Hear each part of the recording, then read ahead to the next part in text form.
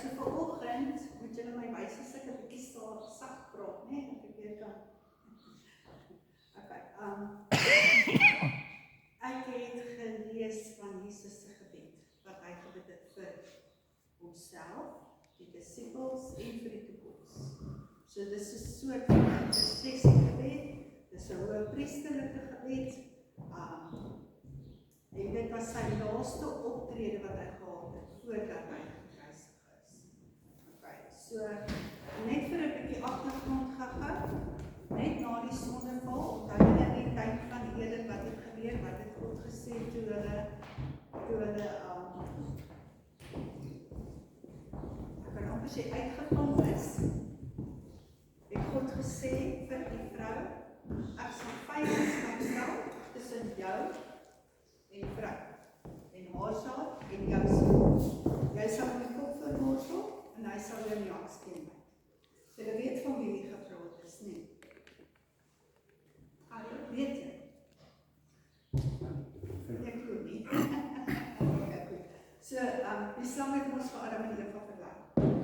En toe het hulle weggekry vir God in die tuin, en toe God uiteindelik hulle in die hande kry, nie asof hy hulle regtig besoek het nie, maar toe hulle ons nou skaam, toe sê hulle het gesondig, en toe sê God het vir jou gesê dat jy gesondig. En toe verbyt hulle mekaar. So Adam het gesê, Eva het gesê, dis die slang, so julle stoot. Maar die slang se straf, die slang wat bly, nee, sy straf was, ek gaan Jesus stuur, om jou te ontworde. Okay, dit is waaroor dit gaan.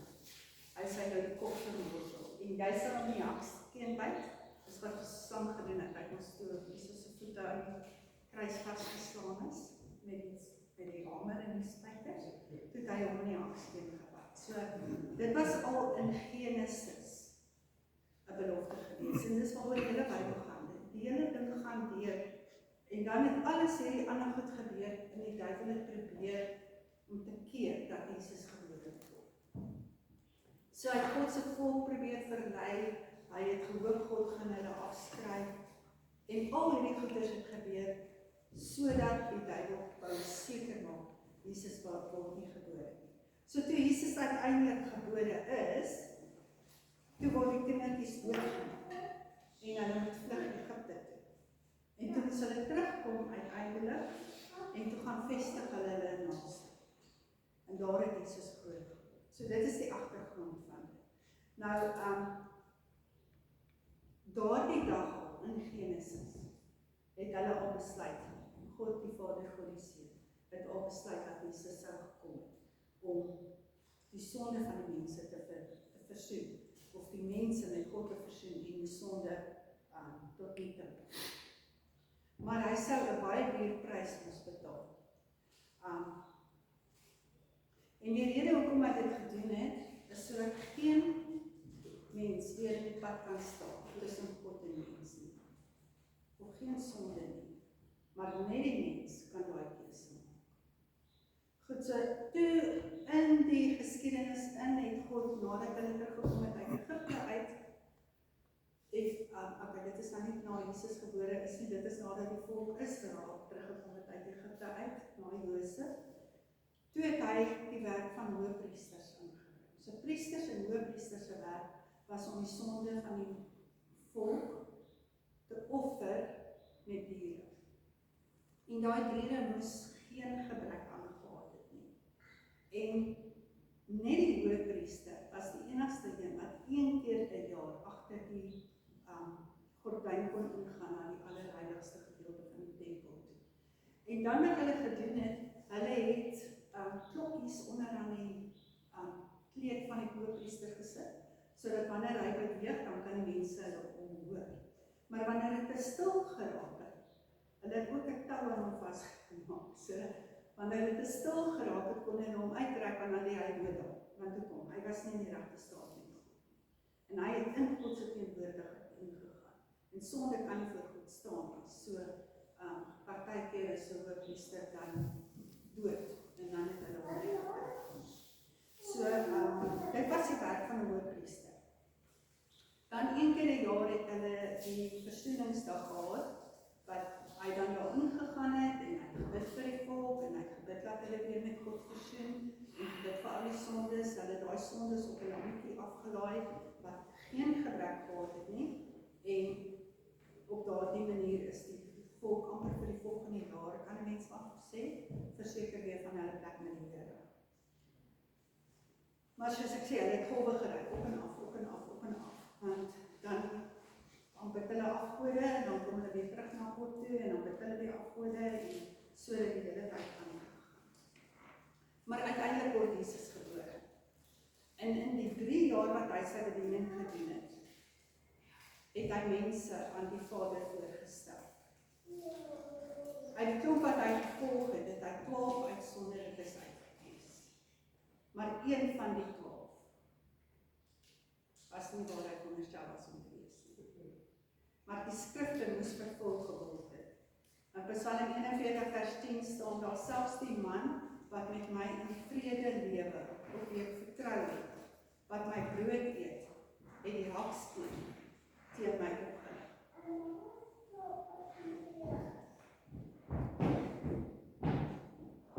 Maar hy het nog steeds geleer wie Jesus is. Hy het geweet wat hy pad om te stap, en wat die toekomstige prys was, wat Jesus moes betaal. En daai gedeelte in Hosea 4 vers 6 wat sê, my volk gaan ten gronde weens sy gebrek aan kennis, dit was nie op hom toegepas nie, want hy het die kennis gehad. Wat hy nie gehad het nie, was wysheid. So, Jesus word die hoëpriester van hoëpriesters, net soos wat hy die koning van konings is, en die Here van die Here, en 'n naam oor elke naam. En die aarde was die hele tyd in 'n tweestryd gewikkel, twee koninkryke wat daarin geregeer het. Dit was altyd die magte van God, versus die magte van Satan. En die wêreld het 'n intense haat gehad vir die wat Christus gevolg het. En daarom is Jesus se gebed vir almal wat hom volg,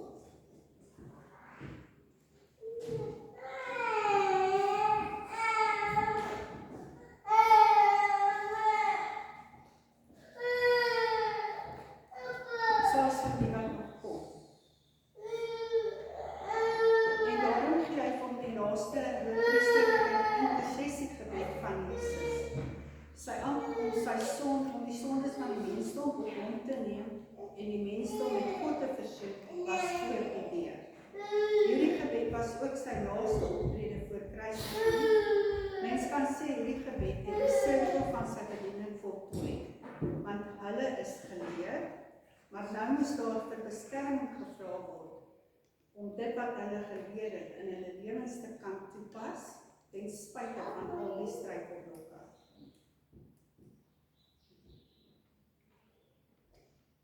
Nou hierso is Jesus se posisie. Hy gaan sonder hom af by die Vader. En hier is 'n prentjie wat ek op my kop gekry het, wat ek gelees het. Jesus gaan en hy gaan sit, soos ons met 'n koppie koffie by pappa gaan sit en met hom praat.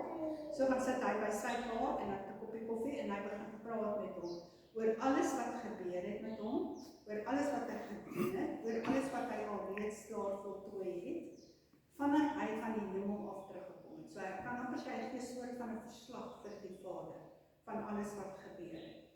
En dan praat hy oor die mense wat hy beskerm het, wat die Vader aan hom toevertrou het. En dan vra hy vir beskerming vir hulle en vir die mense wat in die toekoms hom gaan volg. En nou lê daar nog net een taak vir hom voor, en dit is die kruisiging, die verheerliking. En hy vra God die Vader, dra my hierdeur, sodat ek u kan verheerlik en u my kan verheerlik. En dan lê hy klem op die eenheid tussen God die Vader en God die Seun. En het julle al gewonder, hier's altyd mense wat ons vir jou sê, waar het Jesus self gesê dat hy die Vader een is? Het julle dit al gehoor? Het julle al gehoor dat mense vra? Al die Jehova getuies is nie daarvoor om dit te vra. En toe het ek 'n skrifgedeelte gekry, en dit staan in Johannes 10 vers 30, wat Jesus self sê, ek en die Vader is een. So, uit sy eie mond, niemand anders het dit gesê van hom nie, hy het dit uit sy eie mond gesê. So jy kan dit voor gaan skryf in jou Bybel, Johannes 10 vers 30, ek en die Vader is een. So volgende keer as iemand jou vra, wat Jesus het self gesê, dan gee jy daai skrifgedeelte. En hy begin sy gebed deur sy oë op te hef. By 'n vorige geleentheid het hy ook sy oë opgehef en hy het gesê, ek dank U Vader dat U my gebed verhoor het. En dit staan in Johannes 11 vers 41. Dan sê ek wat die ewige lewe het. Julle moet my verdra met hierdie nie, want ek vertel julle voor die tyd en dan gaan ek die skrifgedeelte lees en dan sal jy, ek kan amper sê die prentjie by die skrifgedeelte kan insit, nee. Die ewige lewe sê hy is om God te ken deur Jesus Christus. Dis om 'n persoonlike verhouding met God te hê. En as ons ons sondes bely en daarvan wegkeer, en belangrikste Jesus as Here en Verlosser bely, en die inwoning van die Heilige Gees in ons, is dit die ewige lewe. Want net soos Jesus die deur is waardeur ons moet ingaan, wanneer ons eendag in die ewige lewe kan ingaan. Hy is die enigste deur waardeur ons in die hemel kan ingaan, om die ewige lewe daar te kan lewe. Johannes 12 vers 23 sê, maar Jesus antwoord hulle en sê, die uur het gekom dat die Seun van die mens verheerlik moet word. En daardie uur wat hy daarvan praat, ek dink die meeste van julle weet dit is die uur van die kruisiging. Dit het uiteindelik aangebreek om dit wat van die begin af beplan was, die klimaks van alle gebeure uit te voer. Johannes 13 vers 32 sê, en as ek van die aarde verhoog word, sal almal na my toe trek. Maar daardie verhooging was die kruis. Jesus wil dat nie gesien moet word met wêreldse oë nie, maar met geestelike oë. Die wêreldse oë kyk na die kruis en hulle sien dit as 'n nederlaag. Maar die geestelike oë sien dit as 'n oorwinning, heerlikheid en verheerlikheid. Jesus het volmaak by die Vader gekry. Matteus 28 vers 18. En Jesus het nader gekom en hulle gespreek en gesê, aan my is alle mag gegee in die hemel en op aarde.